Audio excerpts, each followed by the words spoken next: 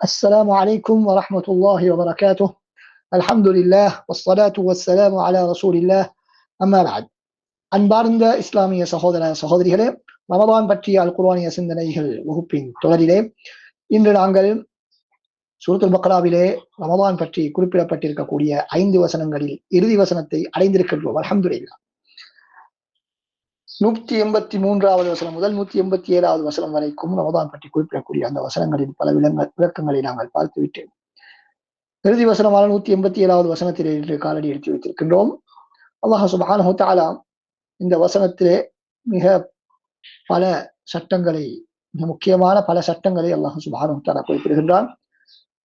இந்த 5 ஆயத்துகளிலுமே மிக பெரிய ஒரு ஆயத்தாக இது காணப்படுகின்றது. கிட்டத்தட்ட 5-6 வரிகளை கொண்ட ஒரு வசனம்.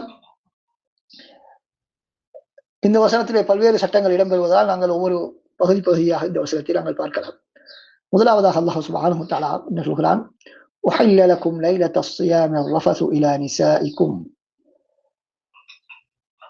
நோன்பின் இரவு நேரங்களில், இரவுகளில், ரமதான் மாதத்தின் இரவுகளில் உங்களுடைய மனைவிமாரோடு உடலுறவு கொள்வது, அதோடு சம்பந்தப்பட்ட விடயங்கள் உங்களுக்கு அனுமதிக்கப்பட்டுள்ளன.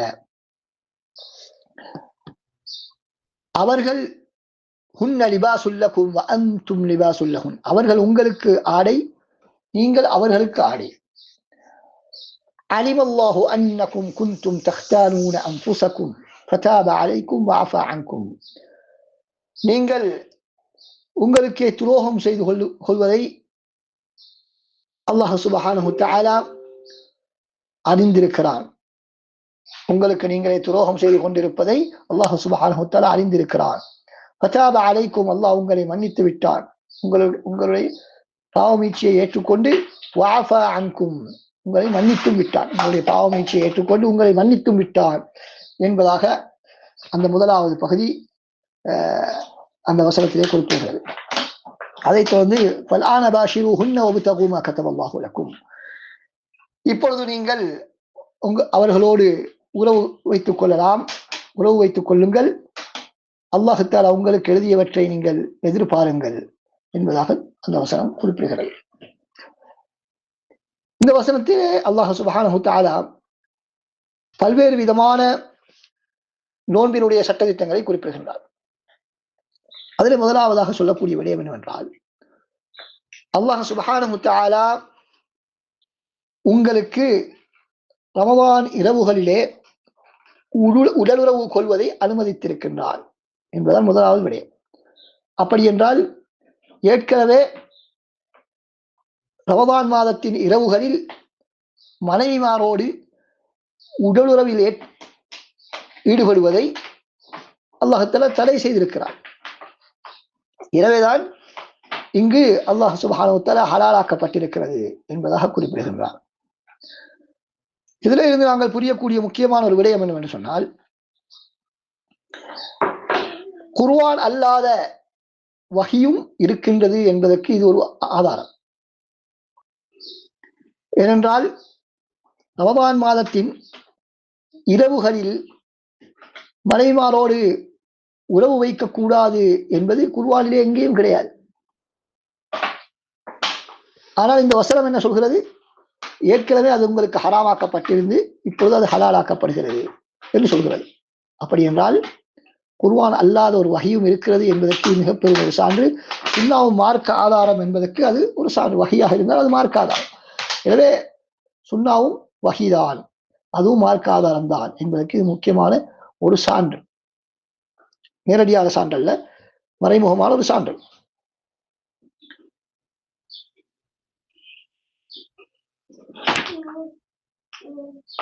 அடுத்ததாக பாருங்கள், அல்லாஹ் சுப்ஹானஹு வ தஆலா இந்த வசனத்திலே கூறக்கூடிய முக்கியமான விடயம் என்னவென்று சொன்னால், அர்-ரஃபஸு இலா நிசாஇக்கும்,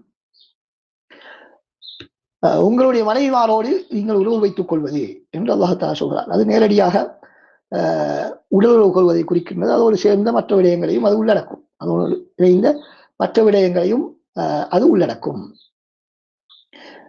அல்லாஹ்தாலா நேரடியாக உடலுறவு கொள்ளுதல் என்ற வார்த்தையை அரபு மொழியில் அதற்கான வார்த்தைகள் பல இருக்கின்றன, அவற்றை இங்கு பயன்படுத்தவில்லை. மாற்றமாக மிகவும் ஒரு நாகரிகமான ஒரு வார்த்தை பிரயோகத்தை தான் அல்லாஹ் சுப்ஹானஹு தஆலா பயன்படுத்தி இருக்கிறார். இது குர்ஆன் முழுக்க நாங்கள் பார்க்கக்கூடிய ஒரு விடயம். கணவன் மனைவியோடு சம்பந்தப்படக்கூடிய பல விடயங்களை அல்லாஹ் தஆலா குறிப்பிடும்போது மிக அழகான வார்த்தை பிரயோகங்களை பயன்படுத்தி இருக்கிறார். பாருங்கள், உதாரணமாக சூரா யூசுப், சூரா யூசுஃபிலே அல்லாஹ் சுப்ஹானஹு தஆலா மிக பெரும் ஒரு ஒழுக்கம் கெட்ட ஒரு வரலாற்றை அல்லாஹ் தஆலா சொல்கிறார்.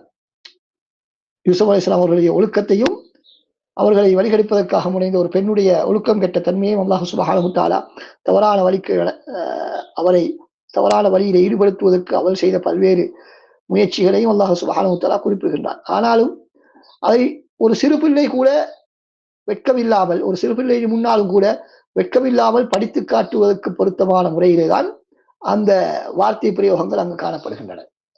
குர்ஆனிலே எந்த ஒரு பகுதியையும் ஒரு சிறு பிள்ளைக்கு முன்னால் கூட ஓதுவதற்கு எங்களுக்கு தயக்கம் ஏற்பட மாட்டார்.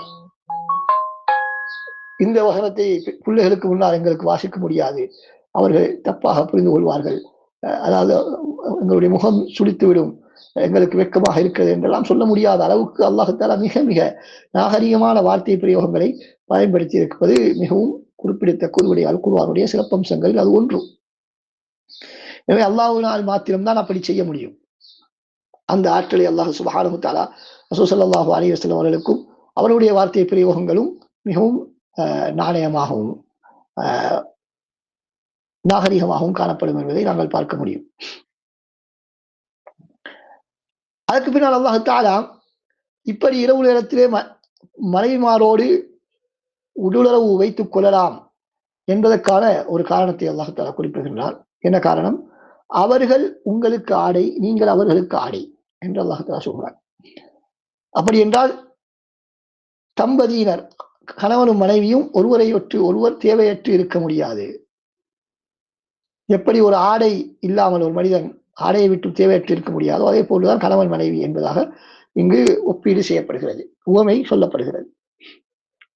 அதே போல எப்படி ஆடை அந்த ஆடை அணிந்தவனை மறைவிடங்களை பாதுகாக்கின்றதோ மறைக்கின்றதோ அதே போலதான் கணவனும் மனைவியும் ஒருவருக்கொருவர் அவர்களுடைய தவறுகளை மறைத்து கொள்ள வேண்டும், அவர்களை பாவத்தை விட்டும் பாதுகாக்க வேண்டும் என்ற விடயங்களை இந்த உவமை எங்களுக்கு உணர்த்துகின்றது.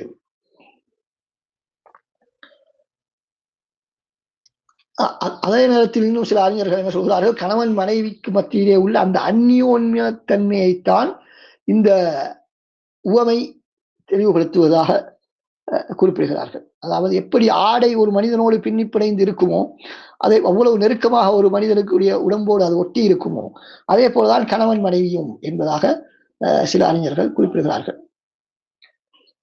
அடுத்ததாக அல்லாஹ் தஆலா அவ்வாறு இரவு நேரத்திலே மனைவிமாரோடு உடலுறவு கொள்வதை அனுமதித்ததற்கான இன்னும் ஒரு காரணத்தை சொல்லும்போது எப்படி சொல்கிறார்?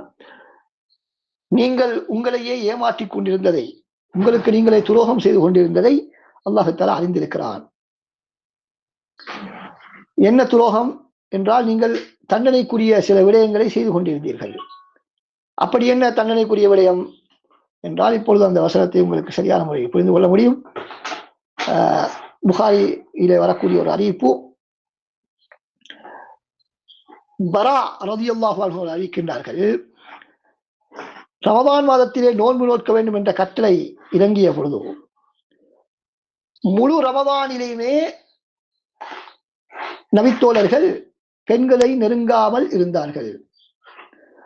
ஆனால் சில மனிதர்கள் மனைவிமாரோடு உடலுறவு வைக்கக்கூடியவர்களாக இருந்தார்கள். இதனைத்தான் அல்லாஹ் தஆலா நீங்கள் உங்களுக்கு நீங்களே துரோகம் இழைத்துக் கொண்டிருந்ததை அல்லாஹ் தஆலா அறிந்து விட்டான் என்ற வசனம் குறிப்பிடுகின்றது. அதாவது இஸ்லாத்தின் ஆரம்பத்தில் நாங்கள் ஏற்கனவே சொன்னது போல நோன்பிலே பல்வேறு விதமான வித்தியாசமான சட்டங்கள் காணப்பட்டன. ஆரம்பத்தில் நாங்கள் சொன்னோம், சக்தி உள்ளவர்கள் கூட நோன்பை நோக்காமல் ஃபிதியா கொடுக்கலாம் என்று சொன்னோம். அதே போல ஒரு சட்டம் தான் இரவு நேரத்திலே என்ன செய்ய முடியாது, இரவு நேரத்திலே மனைவிமாரோடு உடலுறவு கொள்ள முடியாது என்ற ஒரு சட்டம் இருந்தது. இன்னும் வேற சட்டங்களும் பின்னால் வரும் இன்ஷா அல்லாஹ். ஆரம்ப கட்டத்தில் இருந்த சட்டங்கள். எனவே தற்போது உள்ள நிலைமை அல்ல அன்று இருந்தது. எனவே தற்போது உள்ள நிலைமையை வைத்து நாங்கள் சிந்தித்தால் இந்த வசனம் சொல்ல வருவது எங்களுக்கு புரிய மாட்டாது. ஆனால் ஆரம்பத்தில் இருந்த அந்த நிலைமையை நாங்கள் புரிந்து கொள்ளும் பொழுதுதான் இந்த வசனத்தை எங்களால் புரிந்து கொள்ள முடியும். அதனால்தான் அல் குர்ஆனை புரிவதற்கு மிக முக்கியமான ஒரு அடிப்படை தான் சபபு நுசூல் என்று சொல்லப்படக்கூடிய அல் குர்ஆன் வசனங்கள் இறங்கிய பின்னணியை புரிந்து கொள்வது. அதே போல அந்த கால சூழ்நிலையை நாங்கள் அறிந்திருப்பது. அந்த கால சூழ்நிலையை நாங்கள் அறிந்திருந்தால் தான் இந்த வசனம் என்ன சொல்ல வருகிறது என்பதை சரியான முறையில் புரிந்து கொள்ளலாம். இல்லாவிட்டால் நாங்கள் அரபு மொழியை வைத்து நாங்கள் வெறுமனை அர்த்தத்தை சொல்லிவிட்டு சென்றால் எங்களுக்கு இந்த வசனம் புரிய மாட்டாது. ஆரம்பத்தில் நாங்கள் இதனை சொல்லும் பொழுது அல்லது இந்த வசனத்தை தஃப்சீர் இல்லாமல் வாசிக்கக்கூடிய நேரத்திலே பலருக்கும் இந்த எண்ணம் வரலாம். ரமதானிலே இரவு நேரத்தில் மனைவிமாரோடு உடலுறவு கொள்வது, கணவன் மனைவி உடலுறவில் ஈடுபடுவது அனுமதிக்கப்பட்ட விஷயம் தானே, இது என்ன பிரச்சனை இருக்கிறது, இதனை ஹலால் என்று சொல்வதற்கு என்ன காரணம் இருக்கிறது என்று சிலருக்கு ஒரு யோசனை வரலாம். அவர்களுக்கான பதில் தான் இது. எனவே ஆரம்பத்திலே அப்படி அல்ல. ஆரம்பத்திலே இருந்த சட்டம் ரமதான் முழுக்க என்ன செய்ய முடியாது, உடலுறவில் ஈடுபட முடியாது. பின்னர் தான் அதனை அல்லாஹ் தஆலா சஹாபாக்களினால் அந்த சட்டத்தை தாங்கிக் கொள்வது மிகச் சிரமமாக இருந்த காரணத்தினால் சிலர் தவறிலே ஈடுபட்டார்கள், அதற்கு மாற்றம் செய்தார்கள் என்ற காரணத்தினால் அல்லாஹ் தஆலா அந்த சட்டத்தை மாற்றினார். எப்படி சொல்கிறான் அதை? ஃபதாப அலைக்கும் வஅஃபா அன்கும். அதை அல்லாஹ் தஆலா உங்களுக்கு அந்த பாவ மீட்சியை ஏற்றுக்கொண்டார். அவர்கள் சஹாபாக்கள் தவறு செய்துவிட்டு தௌபா செய்தார்கள். அதனை அல்லாஹ் தஆலா தௌபாவை ஏற்றுக்கொண்டார். வஅஃபா அன்கும், அதனை உங்களுக்கு மன்னித்து விட்டார். அதனுடைய விளைவுகளை அல்லாஹ் தஆலா இல்லாமல் ஆக்கிவிட்டார். அஃபா அன்கும்னா விளைவுகள், ஒரு பாவத்தின் மூலமாக ஏற்படக்கூடிய விளைவுகளை இல்லாமல் ஆக்குவது. மக்ஃபிரா என்று சொன்னால் மறைப்பது, பாவத்தை மறைப்பது. அஃபு என்று சொன்னால் அதனை இல்லாமல் ஆக்குவது, அதனை இல்லாமல் ஆக்குவது. எனவே இங்கே அல்லாஹ் தஆலா தௌபா என்று சொல்லி இருப்பதன் மூலமாக அவர்களுக்கு அதன் மூலம் அவர்களால் நடந்த அந்த தவறுக்குரிய பாவங்களை அல்லாஹ் தஆலா நீக்கிவிட்டார். ஏற்கனவே தடை செய்யப்பட்ட ஒன்றினால் ஏற்பட்ட பாவத்தை நீக்குவதற்குத்தான் தௌபா என்று சொல்லப்படும். அல்லாஹ் தஆலா நீக்குவதற்குத்தான் தௌபா என்று சொல்வது. பொதுவாக அல்லாஹ் தஆலா சலுகைகள் வழங்கக்கூடிய இடங்களில் எல்லாம் இந்த தௌபா என்ற வார்த்தையை பயன்படுத்துவது வழமை. சூரத்துல் முஸம்மிலுடைய 20வது வசனத்திலும் அல்லாஹ் தஆலா அப்படி பயன்படுத்தி இருக்கிறார். அப்ப அந்த தௌபாவை ஏற்றுக்கொண்டதை உறுதிப்படுத்தும் விதமாகத்தான் அஃபா அன்கும், அந்த பாவத்தினுடைய அடையாளத்தை வடுக்களையும் அல்லாஹ் தஆலா அழித்து விட்டான்.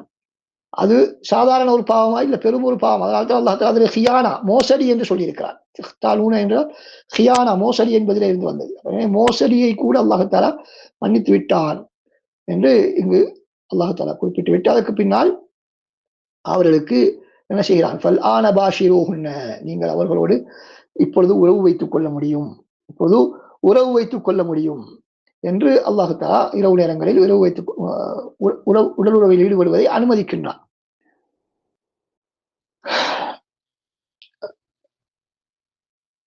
அதுக்கு பின்னால் அல்லாஹ் தஆலா அந்த உடலுறவில் ஈடுபடுவதனுடைய நோக்கம் என்ன இருக்க வேண்டும் என்ற விடயங்களை குறிப்பிடுகின்றான். அதனை இன்ஷா அல்லாஹ் அடுத்த வகுப்பில் நாங்கள் பார்ப்போம்.